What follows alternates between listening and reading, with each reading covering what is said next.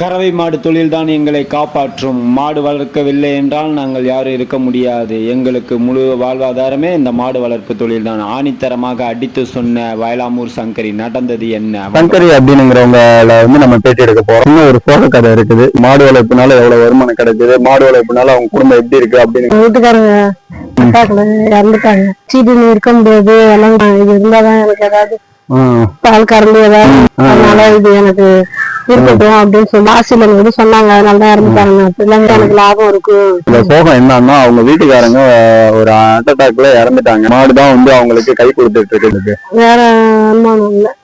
அம்மா வீட்டுலதான் உதவி பண்ணி அவங்க அம்மா வீட்டு வேற வருமானமும் இல்லைன்றாங்க. குடும்பத்தை ஓட்டுற மாதிரி.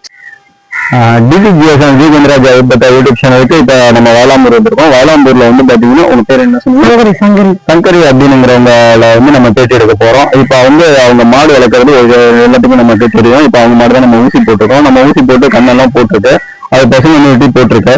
இப்ப அவங்களுக்குன்னு ஒரு சின்ன ஒரு சோக கதை இருக்குது. இது வந்து இப்ப நம்ம புதுசா